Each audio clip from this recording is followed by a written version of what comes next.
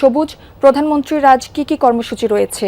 আর জাতিসংঘ সাধারণ পরিষদের সভাপতি নির্বাচিত হয়ে দেশে ফেরা পররাষ্ট্রমন্ত্রীর তো প্রধানমন্ত্রীর সাথে সাক্ষাতের কথা রয়েছে, সে বিষয়টি একটু জানাবেন, আর সেটি কখন নাগাদ হতে পারে জানাবেন।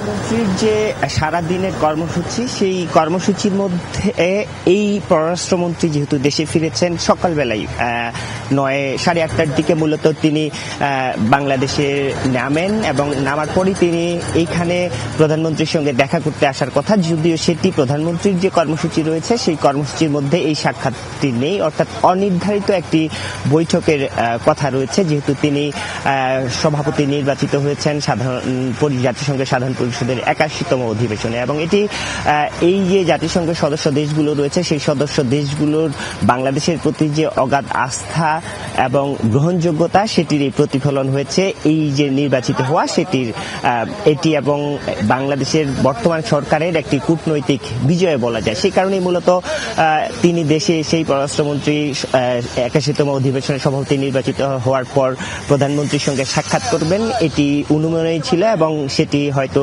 উনি অনির্ধারিত, অর্থাৎ যে বই সাক্ষাৎগুলো রয়েছে প্রধানমন্ত্রীর আজকের দিনের কর্মসূচিতে সেই সাক্ষাতের মধ্যে তিনি হয়তো এই সাক্ষাৎটি করবেন। আমরা এখন পর্যন্ত যতটুকু জানি যে তিনি এখানে, অর্থাৎ প্রধানমন্ত্রীর যে কার্যালয় সচিবালয় রয়েছে মন্ত্রিপরিষদ বিভাগে, সেখানে এখন পর্যন্ত আসেননি।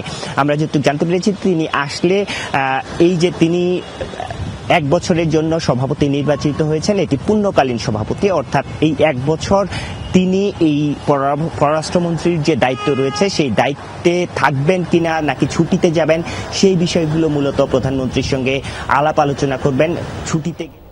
ধন্যবাদ আপনাকে সবুজ।